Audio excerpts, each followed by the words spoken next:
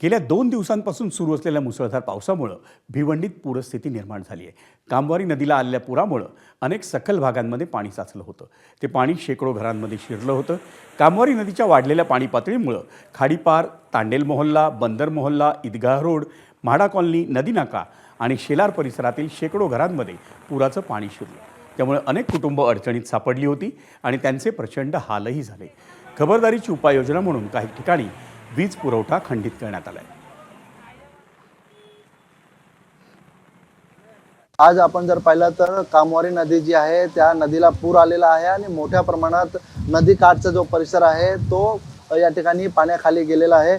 नदीकाठच्या परिसरामध्ये मोठ्या प्रमाणात जो आहे तो पावसाचं पाणी जो आहे तो या ठिकाणी साठण्यास सुरुवात झालेली आहे. नदीकाठचा आपण जर परिसर पाहिला तर खाडीपारचा परिसर असेल, त्या ठिकाणी तांडेल मोहल्ला, बंदर मोहल्ला, ईदगाह रोड तसेच म्हाडा कॉलनी या सर्व परिसरामध्ये घरांमध्ये पाणी शिरलेलं आहे.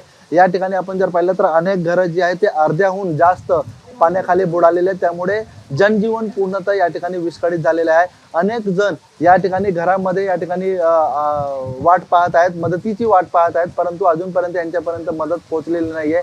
आपण जर या ठिकाणी पाहिलं तर अनेक परिसर जो आहे तो या ठिकाणी पाण्याखाली गेल्यामुळे अनेक जण जे आहे ते मदतीची या ठिकाणी प्रशासनाची कुठेतरी वाट पाहत आहेत, परंतु दुसरीकडे आपण जर पाहिलं तर हा संपूर्ण परिसर जो आहे तो पाण्याखाली गेलेला आहे.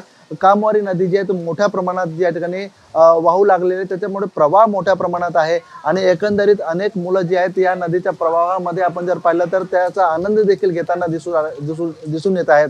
परंतु याच नदीमध्ये बुडून दोघांचा मृत्यू झाल्याची घटना आतापर्यंत घडलेली आहे. त्यामुळे प्रशासनाने नदीमध्ये पाण्यामध्ये जाऊ नये असे देखील आवाहन करण्यात आलेलं आहे. लवकरात लवकर या नागरिकांना स्थलांतरित करण्यात यावं अशी देखील मागणी करण्यात येते आहे. अनिल वर्मा, एबीपी माझा, भिवंडी.